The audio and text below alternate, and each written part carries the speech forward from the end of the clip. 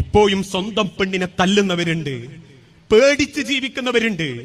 കയ്യിലും കാലിലും മുറിവ് പറ്റി അടിയുടെ പ്രാണന്റെ വേദനയോടുകൂടി അതേ ഭർത്താവിന് ഒറ്റിക്കൊടുക്കാതെ സ്വന്തം വാപ്പാനെ മാത്രം ചിന്തിച്ച് തിരിച്ചുപോയ വാപ്പയുമ്മയും കരയല്ലോ എന്നുള്ള പേടിയുണ്ട് മക്കളെ മുൻപിൽ അഭിനയിച്ച് ജീവിക്കുന്ന ഭാര്യമാര് നമ്മളെ വീട്ടിലുണ്ട്.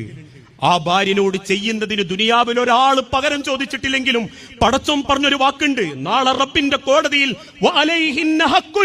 അവളെ കണ്ണൊന്ന് വേദനിച്ചിട്ടുണ്ടെങ്കിൽ, അവളെ കണ്ണൊന്ന് നിറഞ്ഞിട്ടുണ്ടെങ്കിൽ, അവളെ ശരീരമൊന്ന് നൊന്നിട്ടുണ്ടെങ്കിൽ, 10-20 കൊല്ലം പ്രാണനെ പോലെ ഒരു വാപ്പയുമ്മയും പൊഴറ്റി വളർത്തിക്കൊണ്ടുവന്ന് നിന്റെ കയ്യിലേക്ക് ഏൽപ്പിച്ചു തന്ന പെണ്ണിനെ നീ സങ്കടപ്പെടുത്തിയിട്ടുണ്ടെങ്കിൽ നീ ഉറപ്പിച്ചോ, നിനക്ക് പടച്ച റബ്ബിന്റെ കോടതിയിൽ മാരകമായ ശിക്ഷകൾ അനുഭവിക്കേണ്ടി വരും. അതുകൊണ്ട് ആ പെണ്ണിനെ തല്ലരുത് എന്ന് പറയുന്നത്, തെറി വിളിക്കരുത്.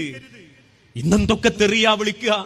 ഓരോരുത്തരും പരാതി പറയാറുണ്ട്, വാ തുറന്നാ പിന്നെ കായും പൂവും. ഇങ്ങനെ പറയുന്നതിന് എനിക്ക് വിഷമമുണ്ട്. മരിച്ചോയ വാപ്പാനെ പറയും, സാധു എന്നോ മരിച്ചോയതായിരിക്കും, കല്യാണം കഴിഞ്ഞിട്ട് കുറച്ചു കാലം മുൻപോ അല്ലെ കാലം ശേഷമോ മരിച്ചോയതാണെങ്കിലും സ്വന്തം വാപ്പനെയൊക്കെ മരിച്ചോയ വാപ്പാരെയൊക്കെ മുഖത്ത് നോക്കി പറയാന്ന് പറഞ്ഞാലേ അവനാന്റെ നേരെ അത് പറയുമ്പോഴേ നമുക്കൊക്കെ അതിന്റെ ഒരു വേദന വരൂ. ഒരുപക്ഷെ പെണ്ണിനോട് അത് പറയുമ്പോൾ തിരിച്ചു പറയൂല, തിരിച്ചു പറയാനോളം നാവ് പൊന്തൂല. പക്ഷെ നമ്മളെ നേരെ മറ്റൊരാൾ അത് പറയുമ്പോൾ നമ്മളെ നെഞ്ചത്ര പെടയുന്ന് ചിന്തിക്കണം. നമ്മൾ കൂട്ടിക്കൊണ്ടുവന്ന് സപ്രപഞ്ചക്കട്ടിലിൽ സ്വർഗീയ സുഖം കൊടുത്ത് വളർത്തുന്ന മോളാണെങ്കിലും ശരി, ഭാര്യയാണെങ്കിലും ശരി, സ്വന്തം വാപ്പാനെയൊക്കെ തെറി പറയുമ്പം ഏത് പെണ്ണിന്റെ നെഞ്ചകം ഒന്ന് പൊള്ളുന്നുണ്ട്.